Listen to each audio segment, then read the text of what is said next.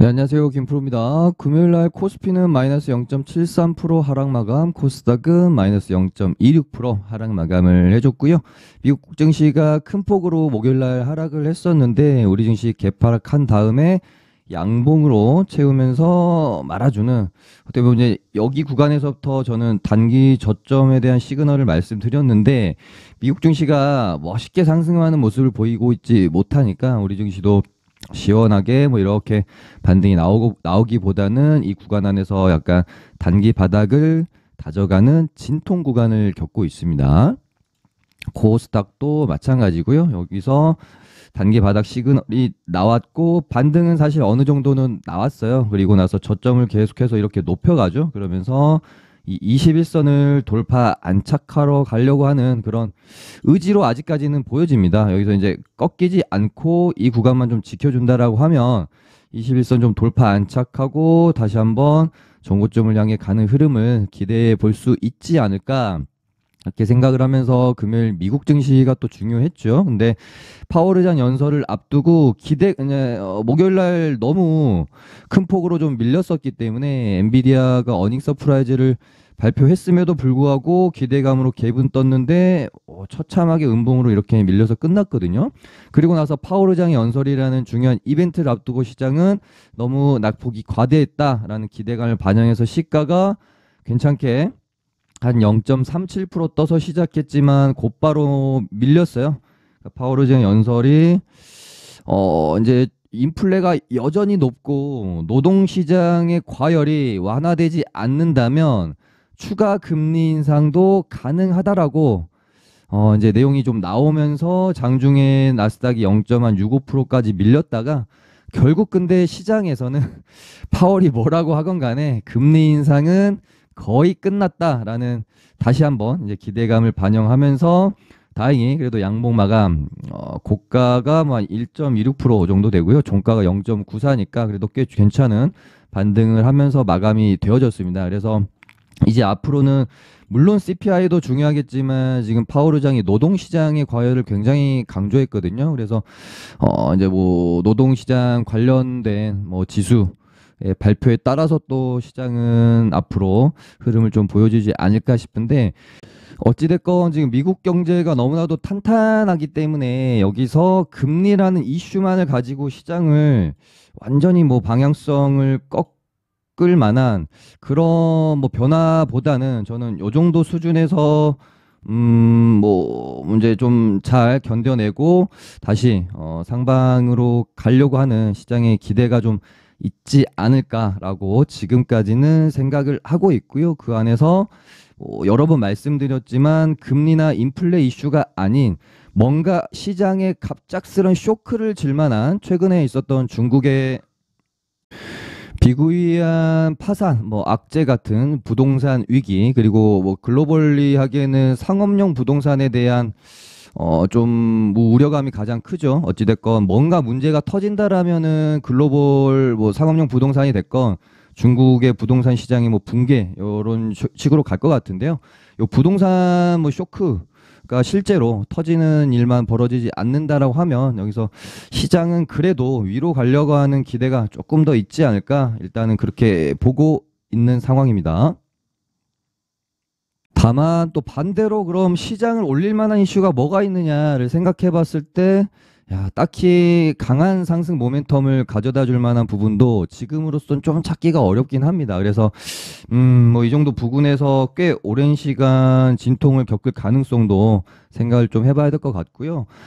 이제 엔비디아가 어닝 서프라이즈를 발표하면서 신고가 트라이에 대한 기대감이 굉장히 높았는데, 엔비디아가 뭐 이날도 갭 거의 뭐 이제 한 고가가 7, 8%까지 갔다가, 애프터장에서 7, 8%까지 갔다가 뭐 본장에서는 거의 이제 보합 수준에 끝났고, 금요일 같은 경우는 미장이 상승해서 마감했는데도 불구하고 하락 마감을 했단 말이죠. 그래서 엔비디아가 다시 한번 신고가를 향해 흐름을 가져가는지 아니면 뭐 이제 여기서 조금 이제 지지부진한 주가 흐름을 보이는지에 따라 또 시장이 어떻게 흘러갈지 우리가 판단을 해야 될 것 같아요. 우리 증시는 이제 내일 어떻게 뭐 좀 갭이 떠서 출발한다든지 어느 정도 이제 상승을 해서 이 코스닥이 21선을 좀 종가상 이런 식으로 좀 안착을 하는 모습이 나오는지가 꽤 중요할 것 같고요. 코스닥도 지금 21선 돌파 안착을 목전에 두고 있는 것처럼 지금 대장주인 에코프로랑, 그러니까 특히 에코프로 BM도 지금 21선에 딱 맞아 떨어진 상황이죠. 그래서 뭐 이런 식으로 21선을 좀 안착해주는 모습이 나올지, 그리고 에코프로가 이 130만 원이라는 저항, 이 가격대거든요. 여기를 넘어줄지, 이 부분이 내일은 저는 가장 관심을 좀 두고 지켜볼 부분이라고 생각을 하고 있습니다.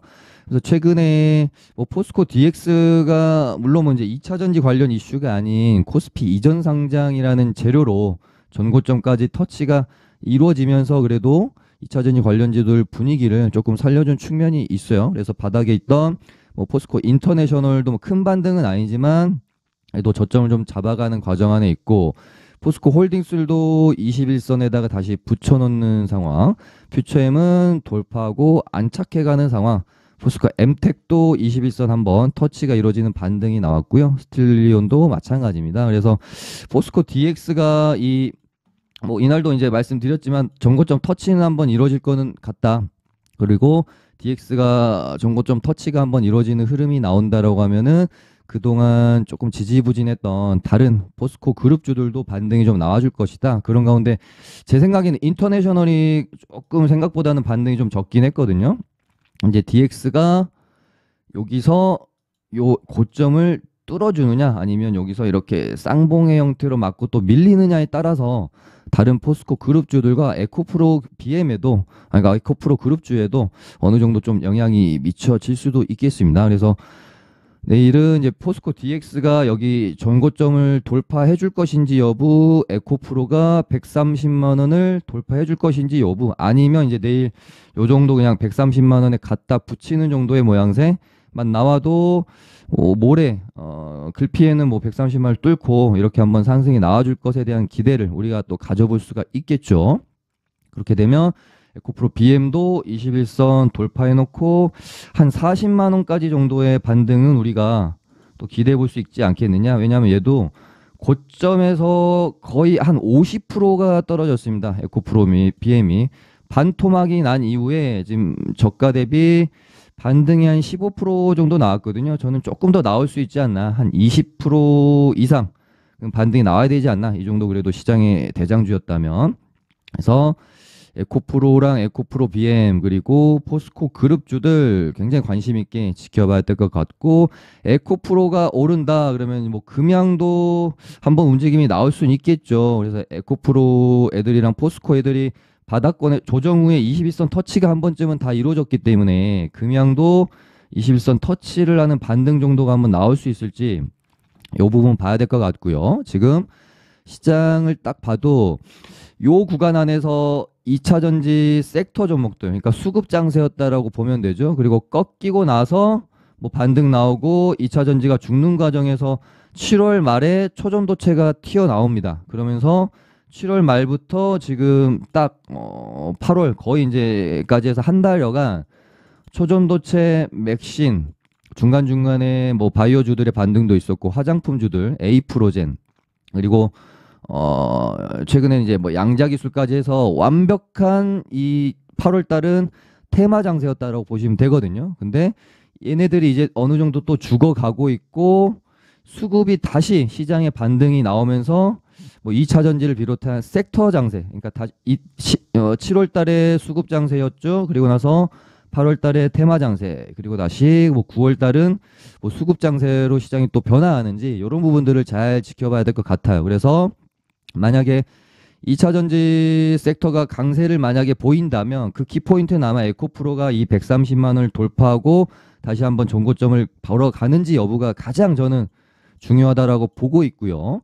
그런 모습을 보여준다라고 하면은 2차 전지 섹터 좋을 거고, 당연히 2차 전지 쪽으로 다시 수급이 쏠린다라고 하면은 딱 그 타이밍에 맞춰서 초전도체, 맥신, 양자기술 애들이 죽을 가능성이 있다. 저는 이제 일단은 그렇게 보고 있고요.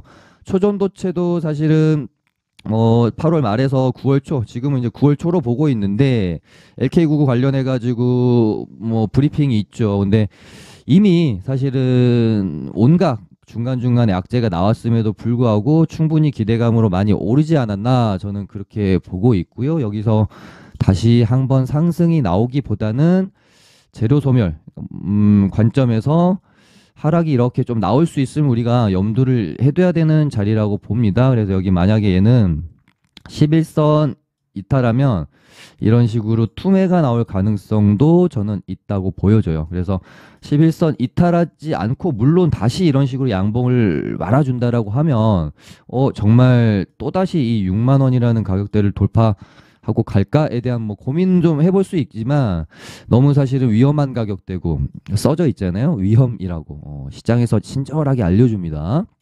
위험이라고 써져 있기 때문에 뭐 이제 매매를 혹시 한다고 하더라도 신성델타테크가 이 구간 안에서 우리가 적극적으로 매매할 수 있는 구간은 저는 아니라고 보여지고요. 좀 이렇게 뭐 초보분들보다는 뭐 중고수 그래도 경험이 좀 있으신 분들이 비중 좀 줄여서 트레이딩 영역으로 할 수 있는 영역이지 우리가 뭐 비중 실어서 끌고 갈 만한 그런 영역이라고 보기에는 지금은 조금 리스크 관리가 필요하다. 물론 정말 모두가 우리 모두가 그렇잖아요. 당연히 이 초전도체가 정말 사실이었으면 좋겠고 좋은 결과가 나와서 뭐 정말 한 번 더 상승이 나오면 저도 좋겠어요. 마음속으로는 응원을 하고 있습니다. 하지만 재료 소멸에 대한 가능성도 있고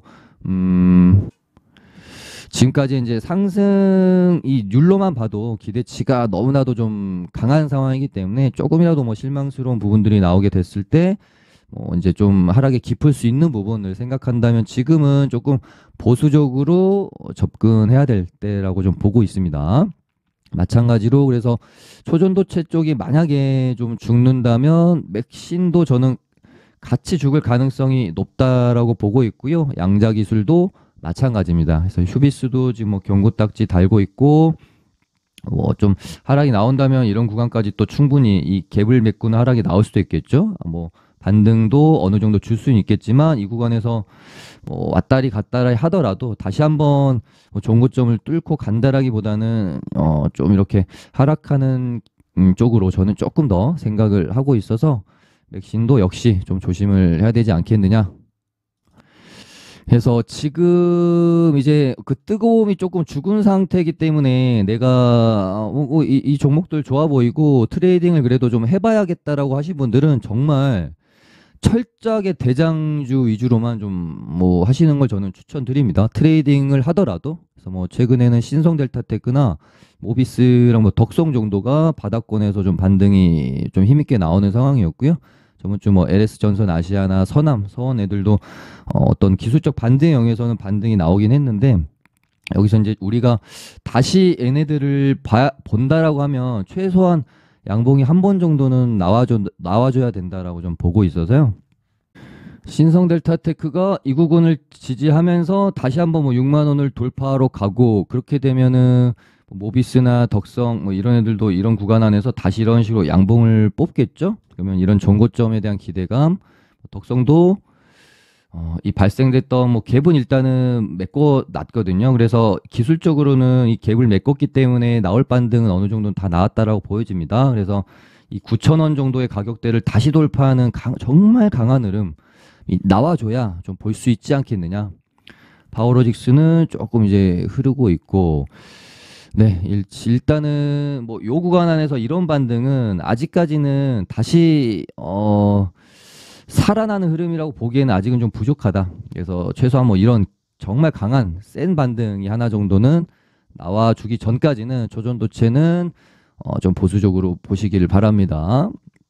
뭐 말씀드린 것처럼 맥신도 마찬가지고 이제 양자기술 쪽도 이제 뭐 초전도체보다는 맥신이 약했고 맥신보다는 양자기술이 현재로서는 지금 좀 약하죠. 뭐 얘네들도 뭐 뭔가 뭐 차라리 초전도체는 뉴스라도 좀 이렇게 있으면서 시장에서 기대할 부분이 사실은 많이 있었는데 뭐 맥신도 그렇고 양자기술도 그렇고 뭔가 차트적인 그냥 세력들이 왔다 갔다 하는 롤링을 하는 그런 관점에서밖에 대응을 우리가 할 수밖에 없다 보니까 매매하기 좀 난해한 그런 사실은 테마라고 봐야 될 것 같고요. 쫓아가는 매매를 하기에는 정말 리스크가 큰 테마이고 지금 시점이기 때문에 뭔가 이런 식으로 길게 좀 과한 투매나 음봉이 나왔을 때 차라리 눌림 매매의 관점으로 접근하는 게 나을 것 같다. 이렇게 말씀드리고 최근에 오염수 관련주들이 그러니까 처음에 이제 인산가랑 뭐 보라티알 정도가 소금 관련주들이 시원하게 상승이 나왔다가 요날 24일 목요일 날 오후 1시에 오염수 방출이 결정이 되면서 재료 소멸로 죽는 듯 했다가 이 오염수 방출 부분이 뭔가 이제 중국이 일본의 수산물 수입을 뭐 금지한다라는 뉴스 그리고 이런 부분들이 또 예전처럼 반일 감정으로 번질 수 있다라는 그런 기대감이 형성되면서 다시 한번 테마 자체가 좀 확산되면서 그 크기가 좀 커지는 느낌이 듭니다. 그리고 현실적으로 얘네가 이제 죽으니까 시장에서 마땅히 주도할 테마가 없거든요. 그래서 힘을 조금 더 썼을지도 모르겠다라고 보여지고요.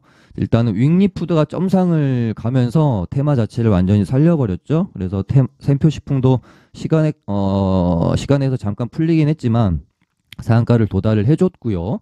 그다음에 반일 관련주 모남이랑 뭐 신성동상 이런 애들도 일단은 좋은 상승이 나오기는 했습니다. 그래서 육개 관련주들은 닭고기 관련주들은 마니커가 상한가까지 닫았다가 이런 식으로 이제 음봉으로 밀어버렸어요. 그래서 야 이건 조금 더 일단 지켜는 봐야 되겠다. 그래서 수산물 수입 그러니까 중국에서 뭐 수산물 수입 금지하고 이런 부분들이 뉴스를 조금 더 일단은 지켜는 봐야 될 것 같아서 닭고기 관련주들도 일단은 마니커가 여기서 이 상한가까지 갔다가 음봉을 만들어버린 이 롤링이 거래량도 굉장히 많이 터졌거든요. 향후에 뭐 매집을 위했던 것인지 아니면 정말 털고 나온 것인지 좀 판단이 될 수 있는 시점에서 닭고기 관련주를 조금 더 지켜봐야 되겠다 아니면 얘는 조금 이제는 더 보긴 힘들다 이런 부분들이 좀 결정이 되지 않겠느냐. 그래서 뭐 이런 식으로 양봉을 채우면서 다시 이런 구간을 돌파하는 흐름이 나온다든지 그러면서 이 정고점을 넘겨준다라고 하면은 닭고기 관련주들도 다시 한번 그렇게 되면 이제 이 저항 구간 꽤 오랫동안 바닥에서 이제 저항이었던 구간을 넘기는 거잖아요. 그래서 다시 한번 봐야 될 필요가 있을 것이고요. 하림 정도까지 보면 되고 반일 테마주는 뭐 일단은 강한 상승이 나오긴 했는데요. 저도 뭐 커뮤니티랑 뭐 여론 같은 것들을 살펴보면 아직까지는 이 오염수 이슈가 뭐 예전처럼 뭐 불매운동이나 요런 정도까지 움직임이 나올 가능성은 아직까지는 조금 낮아 보여요. 근데 뭐 이 반일 운동이라는 게 갑자기 또 어느 날 누군가의 어떤 주도에 의해서 또 분위기가 형성이 될지도 모르는 거라서 일단 좀 지켜는 봐야 되겠지만 반일 테마주들은 조금 재료적으로는 조금 애매한 느낌도 저는 사실은 듭니다. 그래서 일단은 시장에서 강하다고 알려주고 있는 지금 생표식품이나 요런 애들이 조금 더 트레이딩 하기에는 좋을 것 같아요. 왜냐하면 명확하게 생표식품 같은 경우는 여기 이제 전고점까지에 대한 기대감이 있기 때문에 이 구간 안에서 우리가 또 트레이딩은 충분히 해볼 수 있지 않겠나. 그리고 푸드나무도 막판에 좀 어렵게 상한가를 갔는데 또 이제 바닥권에서 이런 구간을 뚫어주면 윗구간 안에서 충분한 어떤 또 트레이딩의 구간이 또 나올 수 있을 거라고 보여집니다. 네, 일단 뭐 내일은 뭐 이 정도 보면 충분하지 않을까 싶습니다. 지수가 어느 정도 강하게 좀 흐름을 가져가는지 아니면 뭐 미장 상승에 따라서 갭 살짝 뭐 떴다가 약한 모습을 보이는지 이 부분 판단하면서 지수가 만약에 지속적으로 장중 강한 모습을 보인다면 2차 전지 섹터 봐야 될 것이고요. 지수가 뭐 밀리면서 좀 약한 흐름이 나온다면 테마 쪽으로 좀 지켜봐야 되겠죠. 초전도체나 뭐 맥신 이런 애들이 다시 한번 또 반등이 나올 수 있으니까요. 그래서 내일 지수가 강한지 강세를 보일지 약세를 보일지에 따라서 우리의 매매 전략은 조금 달리 가져갈 수 있지 않겠나. 그 지수가 조금 안 좋을 때 얘네들이 약간 뭐 완벽한 뭐 해지 테마는 아니지만 그래도 장이 안 좋을 때 조금 더 수급이 몰리는 경향을 갖고 있을 수는 있거든요. 그래서 그 부분, 그러니까 지수가 강세일지 약세일지 굉장히 좀 중요할 것 같습니다. 네, 일단 내일은 이 정도만 보면 될 것 같아요. 네, 그럼 좋아요 많이 눌러주시면 감사하겠고요. 제가 내일 아니면 모레 정도에 다시 뭐 방송으로 찾아뵙도록 하겠습니다. 감사합니다.